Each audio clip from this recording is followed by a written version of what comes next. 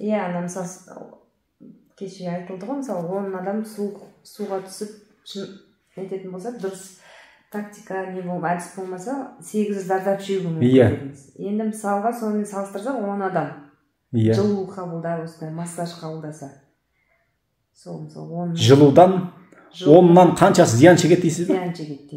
Жақсы, өте жақсы сұрақ. Міне осындай сұрақпен адам дамиды.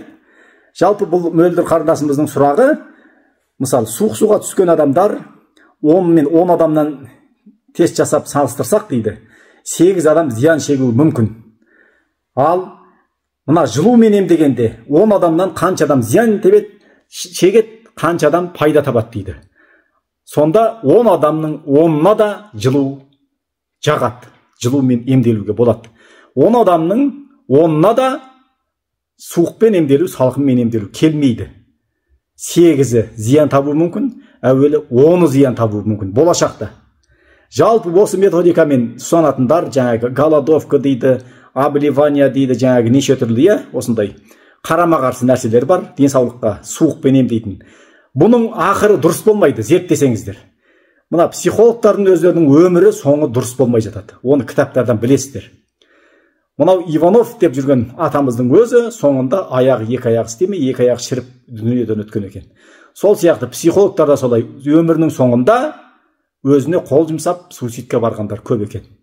Көрдіңіздер ме? Анау ашығу ілімін дамытқан адамдар да олардың да өмірі дұрыс емес.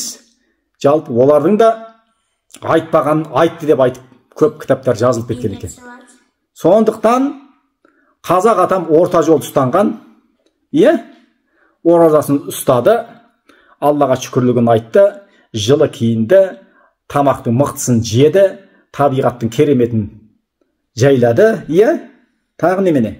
Уақытында ұйықтады, уақытында тұрды, қызын уақытында тұрмысқа берді, ұлын уақытында шаңырақ көтерді, сонымен дамыды, өсті, өркендеді.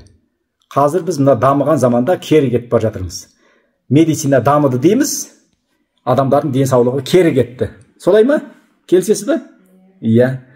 Ал керемет заманда бала туу көп па? Жоқ. Әуелі жас қыздар 20-да 30-дың арасында бала көтеру мүмкіндігі аз болып, әуелі жоқ болып келіп жатады.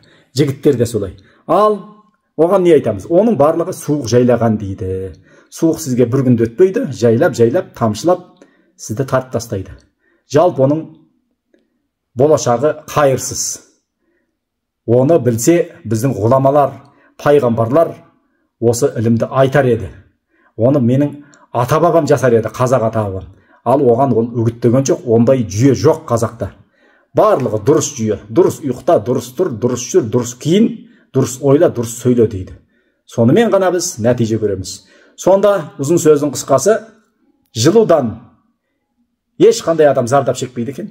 Солай ғой. Бір жылы киініп ауру тауыпты деген адам көрдіңіз бе? Естіген жоқпыз, Ал жұқа киініп ауру тауып деген естідік пе? Суық өткен деген естідік. Бүйрегін суықтатып деген естідік пе? Естідік. Тамағы суық ұстапты деген естідік пе? Естідік. Миына суық өтті, суық ұстапты, барлығы сонда суықтан келеді. Жылудан ыстық типті деген бала естідің бе? Жоқ, жоқ.